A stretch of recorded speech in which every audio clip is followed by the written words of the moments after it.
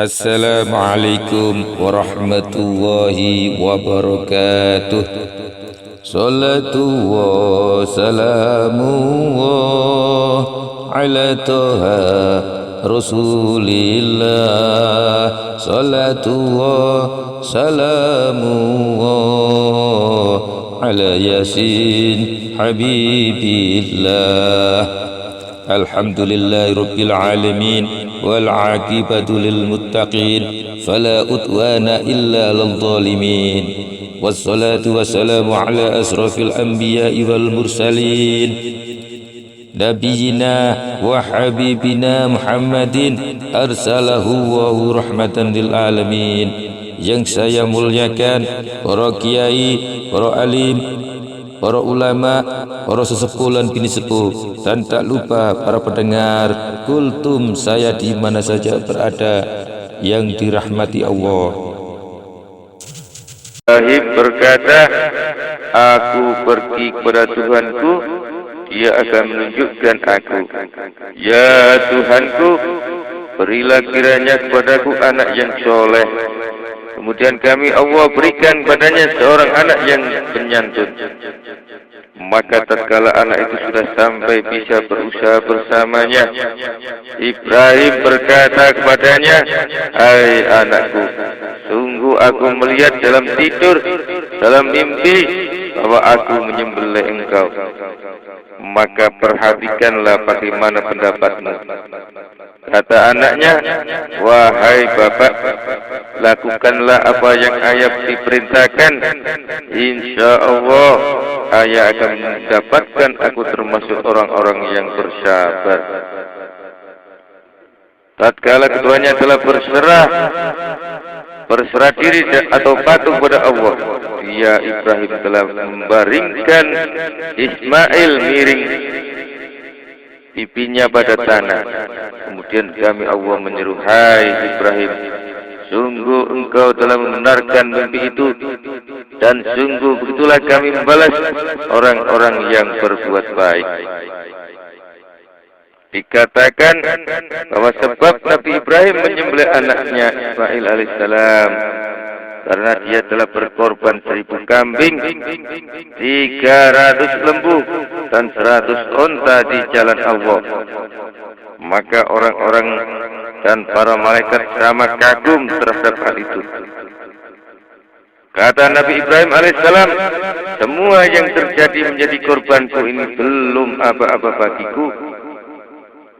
Demi Allah, kalau toh aku mempunyai anak laki-laki, tentu akan aku sembelih pula di jalan Allah, dan aku korbankan dia untuk Allah Ta'ala.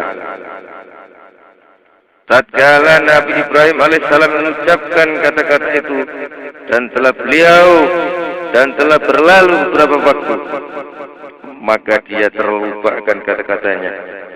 Maka tatkala dia Ibrahim telah datang dari Arzil Muqaddasah, dari bumi yang disucikan, ia mohon anak kepada Tuhannya. Maka Allah pun mengabulkan permohonannya dan mengkaruniainya seorang anak laki-laki. Falamma balagha ma'ahu sya'ya, artinya tatkala dia telah pantas berjalan bersamanya, sedang dia berumur 7 tahun dan ada yang menerangkan 13 tahun. Lafaz ma'ahu merupakan keterangan. Artinya tatkala dia telah sampai batas yang dia mampu berjalan atau berusaha, maka dikatakan kepada Nabi Ibrahim dalam mimpinya, tunaikanlah nazarmu. Kata Ibnu Abbas radhiyallahu anhu, tatkala pada malam tarwiyah dia tidur bermimpi, ada orang yang berkata, hai Ibrahim, tunaikanlah nazarmu. Pada pagi harinya Nabi Ibrahim berpikir, apakah mimpi itu dari Allah atau dari syaitan? Berpikir dalam bahasa Arabnya sarawah, kata kerja, sedangkan kata bendanya ialah tarwiyah. Oleh sebab itu maka hari itu dinamakan hari tarwiyah. Pada malam harinya Nabi Ibrahim bermimpi lagi yang kedua, juga seperti itu. Maka pada pagi harinya dia menjadi tahu bahwa mimpi itu dari Allah. Tahu dalam bahasa Arabnya ialah arafah, kata kerja, yakni kata kerja, sedang kata bendanya ialah arafah. Oleh sebab itu hari itu dinamakan hari Arafah dan tempat itu namanya Arafat. Kemudian pada malam ketiga dia bermimpi lagi yang seperti itu, maka Nabi Ibrahim bermaksud menyembelihnya. Nyembelih dalam bahasa Arabnya ialah naharo, yakni kata kerja. Sedangkan kata bendanya ialah nahrun. Oleh sebab itu hari itu dinamakan hari nahar. Ketika Nabi Ibrahim alaihissalam hendak pergi melaksanakan penyembelihan, ia berkata kepada Hajar, ibu Ismail alaihissalam, pakaikan anakmu Ismail pakaiannya yang paling baik, karena aku akan pergi bertemu dengan dia. Maka Hajar ibunya pun memakaikan pakaian, memberi minyak rambut dan menyisir rambutnya. Kemudian Ibrahim alaihissalam membawa tali dan pisau lalu pergi bersama Ismail ke dekat kota Mina. Iblis terkutuk semenjak diciptakan oleh Allah tidak pernah mengalami sibuk dan kian kemari seperti hari itu. Dan adalah Ismail alaihissalam berlari meloncat ke hadapan ayahnya. Maka iblis berkata kepada ayahnya, apakah engkau tidak memperhatikan tampan badannya, bagus parasnya, dan kesantunan perilakunya? Kata Ibrahim alaihissalam, ya, tapi aku telah diperintah untuk itu. Ketika iblis terkutuk putus asa terhadap Nabi Ibrahim, maka dia pergi kepada Hajar seraya berkata, bagaimana engkau duduk saja sedang Ibrahim pergi dengan anakmu dan akan disembelihnya? Kata Hajar, jangan dusta, aku tidak pernah tahu seorang ayah menyembelih anaknya sendiri. Kata iblis, itulah sebabnya dia membawa tali dan pisau. Kata Hajar, untuk apa dia menyembelihnya? Kata iblis, dia mengira bahwa Tuhannya telah menyuruhnya untuk itu. Kata Hajar, Nabi itu tidak pernah perintah untuk sesuatu yang batil, dan aku sendiri bersedia untuk menebus perintah itu dengan jiwaku. Bagaimana kalau hanya dengan jiwa anakku? Ketika iblis terkutuk berputus asa terhadap Hajar, maka dia pergi kepada Ismail seraya berkata, sungguh engkau bersenang-senang sedang ayahmu membawa tali dan pisau akan menyembelihmu. Kata Ismail, jangan engkau dusta, mengapa ayah akan menyembelih aku? Kata iblis, dia mengira bahwa Tuhannya telah menyuruhnya untuk itu. Kata Ismail, kami memperhatikan dan mentaati perintah Tuhanku. Ketika iblis akan melontarkan kata-kata yang lain, maka Ismail mengambil batu dari tanah serta melemparkannya kepada iblis sehingga matanya yang kiri menjadi pecah atau buta. Lalu dia pergi dengan sia-sia lagi rugi.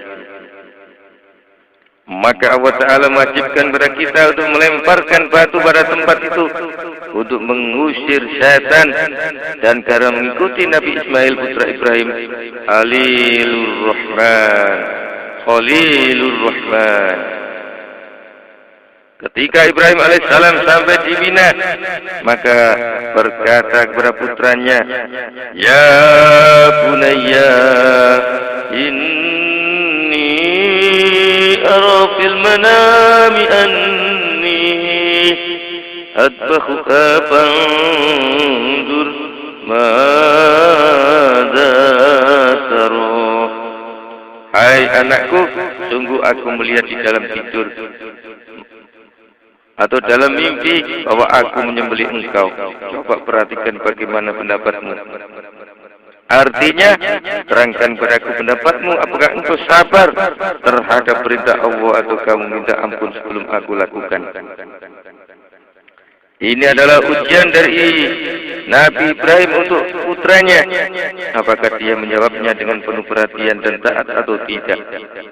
Kata Ismail, wahai ayahku, kerjakan apa yang ayah diperintahkan. Insya Allah, ayah akan mendapatkan aku bersabar terhadap apa saja yang telah diperintahkan kepada ayah untuk menyembelih. Tatkala Nabi Ibrahim alaihissalam mendengar kata-kata putranya, dia tahu bahwa doanya kepada Allah telah dikabulkan, yaitu Rabbi habli minas sholihin. Ya Tuhanku, berikanlah kepadaku anak yang soleh. Maka dia beralhamdulillah, memuji lagi, berterima kasih kepada Allah sebanyak-banyaknya.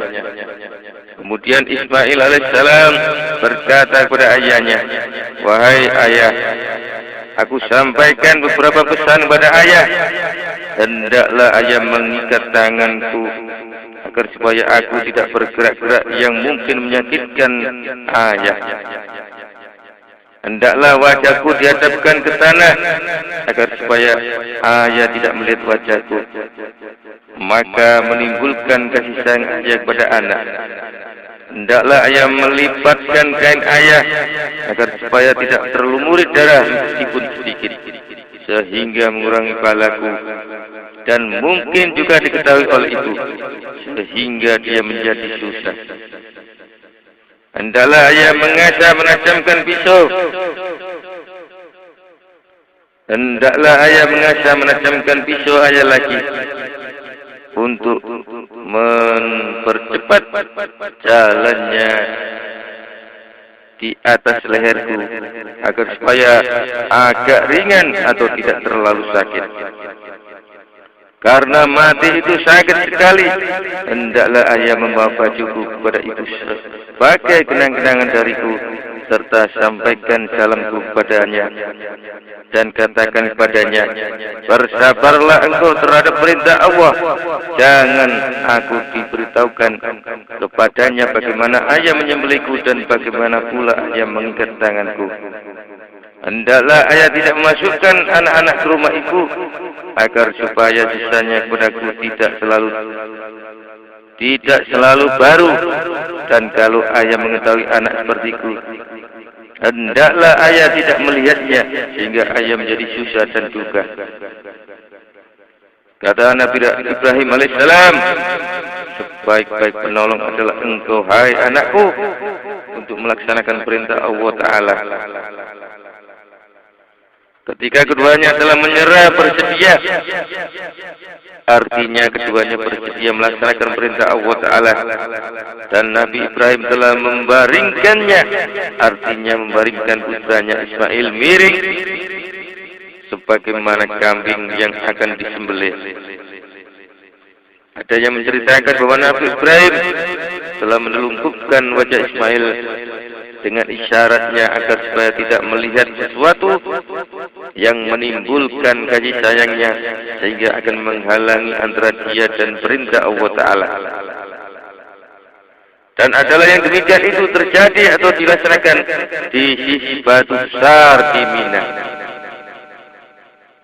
Ada yang menerangkan di suatu tempat dekat dari Mina, dan diletakkannya pisaunya pada leher putranya.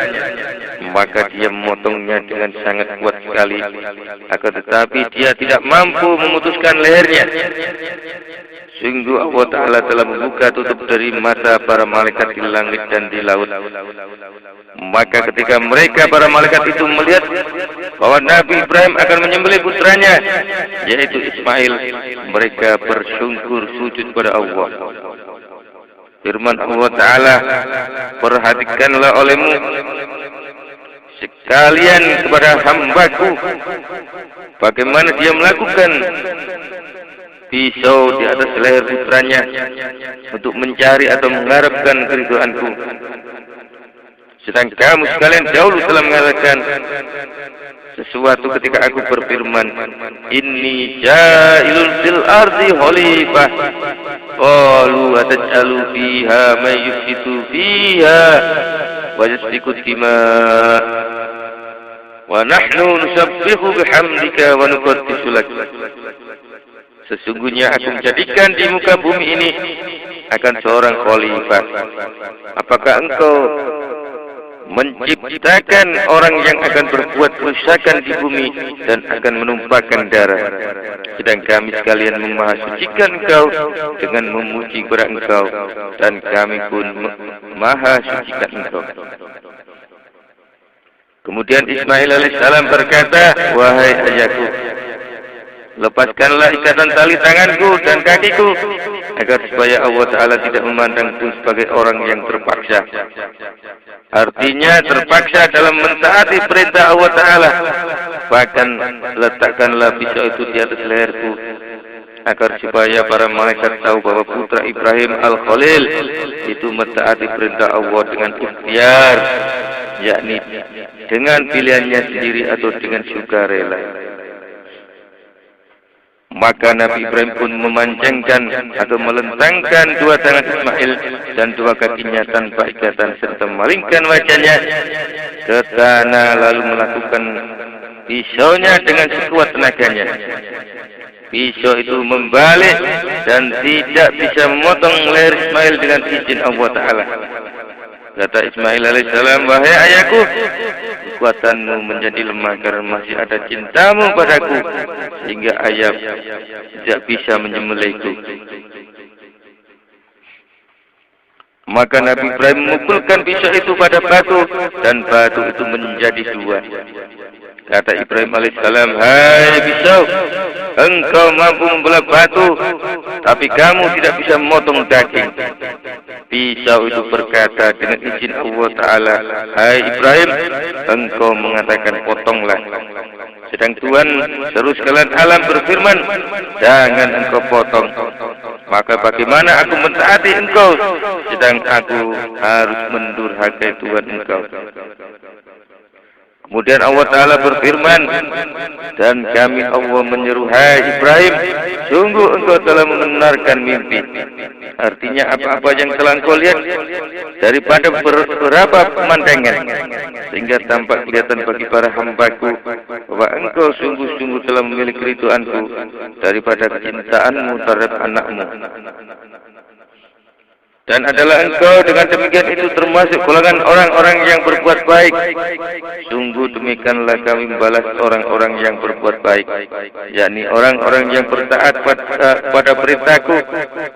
Sungguh ini adalah merupakan bala atau ujian yang nyata. Jadi penyembelihan itu adalah ujian yang nyata untuk mengetahui atau memisahkan antara yang ikhlas dari yang tidak ikhlas.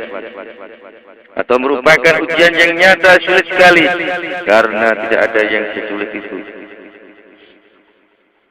Maka kami tebus, artinya kami selamatkan orang yang diperintahkan membunuhnya dengan sembelihan yang besar dari surga, yaitu kambing kibas yang dahulu telah dikorbankan oleh Habil dan telah diterima daripadanya, dan korban kambing itu tetap hidup di surga. Sehingga Nabi Ismail alaihissalam ditebus atau digantikan dengan kambing itu, dan kambing itu badannya gemuk. Dan sungguh malaikat Jibril alaihissalam telah datang dengan membawa kambing, sehingga dia melihat Nabi Ibrahim alaihissalam sedang melakukan pisaunya di leher Ismail alaihissalam. Maka Jibril berseru untuk mengagumkan Allah dan kagum terhadap perbuatan Ibrahim alaihissalam dengan ucapannya Allahu Akbar, Allahu Akbar. Maka Nabi Ibrahim alaihissalam menyambutnya dengan ucapan La ilaha illallah, Allahu Akbar. Dan Ismail alaihissalam juga menyambutnya Allahu Akbar, walillahil hamd. Maka Allah menganggap baik kalimat-kalimat ini, lalu mewajibkan kita sekalian mengucapkannya pada hari-hari nahar, dan karena mengikuti Nabi Ibrahim alaihissalam. dari Ibnu Abbas radhiyallahu an, kalau seandainya penyembelihan itu terlaksana sempurna, niscaya orang tua menyembelih anaknya menjadi sunnah hukumnya. Abu Hanifah rahimahullah telah berdalil dengan ayat ini bahwa barang siapa bernadar akan menyembelih anaknya, maka wajib baginya menyembelih seekor kambing kibas.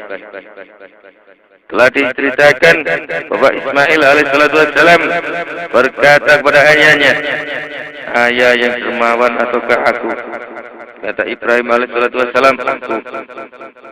Kata Ismail alaihissalam, "Bahkan akulah yang dermawan, karena ayah mempunyai putra yang lain, sedangkan aku hanya mempunyai satu jiwa saja." Firman Allah Ta'ala, "Akulah yang lebih dermawan daripada kamu keduanya, karena aku telah memberi gantinya bagi kamu keduanya, dan aku telah menyelamatkan kamu keduanya dari derita penyembelihan." Telah diriwayatkan bahwa sesungguhnya para malaikat telah kagum terhadap karomah atau kemuliaan yang didapat oleh Ismail alaihissalam dari Tuhan sekalian alam.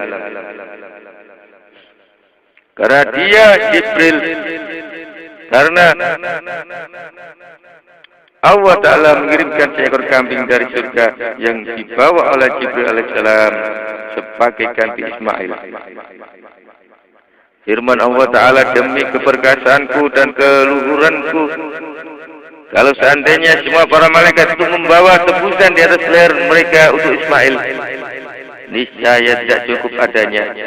Bagaimana dikatakan olehnya, 'Wahai ayah, lakukanlah apa saja yang ayah diperintah. Insya Allah ayah akan mendapatkan aku bersabar.'" Diterangkan bahwa tatkala Ibrahim telah melihat dalam mimpinya yang pertama kali, maka dia memilih 100 kambingnya yang paling gemuk lalu dipotongnya. Kambing-kambing itu dimakan oleh api sehingga dia mengira bahwa dia telah cukup melaksanakan mimpinya. Maka tatkala dia bermimpi yang kedua kali, dia menjadi tahu bahwa mimpinya itu dari Allah Ta'ala. Lalu dia memilih 100 ontanya yang paling gemuk dan menyembelihnya. Kemudian api pun datang dan makan onta-onta itu, sehingga dia mengira bahwa dia telah cukup melaksanakan mimpinya.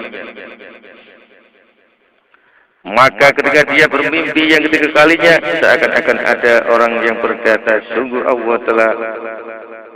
Allah Ta'ala menyuruh agar supaya engkau memotong anakmu, yakni Ismail. Dia pun terbangun dan merangkul putranya serta menangis hingga pagi hari. Ada diterangkan juga bahwa ketika Allah Ta'ala menjadikan Ibrahim alaihissalam sebagai kasihnya, maka berkatalah para malaikat, "Wahai Tuhan, sungguh dia itu mempunyai harta, anak dan istri, maka bagaimana dia engkau jadikan sebagai kasih engkau dengan kesibukannya itu?" Maka Allah Ta'ala berfirman, "Janganlah kamu sekalian memperhatikan bentuk hambaku, dan jangan pula kepada harta kekayaannya, akan tetapi perhatikanlah hatinya dan amal perbuatannya, dan tidak ada di hati kasihku itu rasa cinta kepada selain aku. Kalau sekiranya kamu sekalian menghendaki, pergilah kepadanya dan cobalah dia." Maka datanglah Jibril alaihissalam dengan berbentuk Bani Adam, yakni manusia kepada Ibrahim alaihissalam. Dan adalah Ibrahim mempunyai 12.000 anjing untuk berburu dan untuk menjaga kambingnya. Maka perhitungkanlah dengan anjing-anjing itu berapa banyak kambingnya. Dan tiap-tiap anjing itu mengenakan kalung dari emas. Dan supaya tahu juga bahwa sungguhnya dunia ini adalah najis, sedang sesuatu yang najis tepatnya hanyalah untuk yang najis pula. Dan adalah Nabi Ibrahim alaihissalam berada di atas bukit yang tinggi sambil memperhatikan kambing-kambingnya. Maka malaikat Jibril alaihissalam bersalam padanya serta bertanya, "Milik siapakah ini?" Kata Ibrahim alaihissalam, "Milik Allah." Tetapi sekarang ditanya, milik Allah, akan tetapi sekarang dia di tanganku. Kata Jibril alaihissalam, berikanlah sebagai hadiah satu di antara kambing-kambing ini. Kata Ibrahim alaihissalam, berzikirlah kepada Allah dan ambillah sepertiganya. Kata Jibril alaihissalam, subuhun kudusun Rabbuna Rabbul malaikati warruh. Yang maha suci Tuhan kami adalah Tuhan para malaikat dan Tuhannya Jibril. Kemudian Ibrahim alaihissalam berkata lagi, berzikirlah kepada Allah yang kedua kali dan ambillah separuhnya.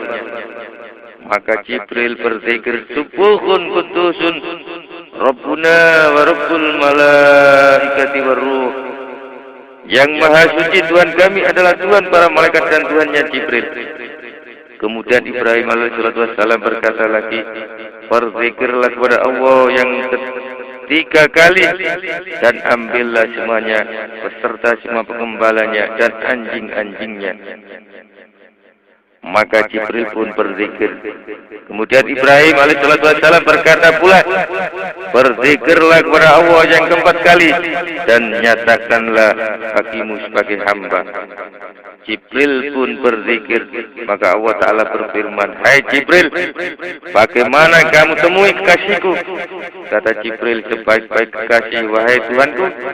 Maka kata Ibrahim alaihissalam, hai para penggembala kambing, halaulah kambing-kambing itu di belakang pemiliknya. Kemana dia kendaki, sesungguhnya kamu sekalian sudah menjadi miliknya. Kemudian Jibril alaihissalam menampakkan dirinya serta berkata, hai Ibrahim, aku tidak perlu kambing-kambing itu, sedang aku datang hanya untuk menguji kamu. Kata Ibrahim alaihissalam, aku adalah Khalilullah, kekasih Allah. Aku tidak akan menarik kembali pemberianku kepadamu. Maka Allah Ta'ala memberi wahyu kepadanya agar supaya menjualnya semua dan kemudian uangnya untuk membeli barang-barang yang dan tanah, kemudian mewakafkannya agar supaya bisa dimakan oleh orang fakir dan orang kaya sampai hari kiamat. Diterangkan barang siapa memiliki 20 miskol atau kati emas atau 200 dirham dari perak, sudah semua keperluannya yang pokok, maka dia itu orang kaya. Dan barang siapa memiliki selain dirham dan dinar dan dia tahu bahwa miliknya itu sama dengan nilai 200 dirham, maka dia pun orang kaya. Maka wajib baginya berkorban, dan kalau tidak senilai itu maka tidak wajib. Diterangkan pula bahwa pemilik tanah itu juga termasuk orang kaya kalau seharga 200 dirham. Dan pemilik anggur apabila mencapai nilai 200 dirham juga dianggap kaya menurut qaul ittifaq. Juga dianggap kaya menurut qaul ittifaq, yakni kata yang disepakati. Karena anggur itu termasuk kesenangan, bukan hajat yang pokok. Karena orang itu kadang-kadang bisa hidup tanpa buah-buahan. Hadirin hadirat yang dimuliakan Allah dan kaum muslimin muslimat di mana saja berada, demikian apa yang bisa saya sampaikan, mudah-mudahan ada guna dan manfaatnya. Ihdinas siratal mustaqim, wabillahi taufiq wal hidayah war ridha wal inayah. Wassalamu alaikum warahmatullahi wabarakatuh.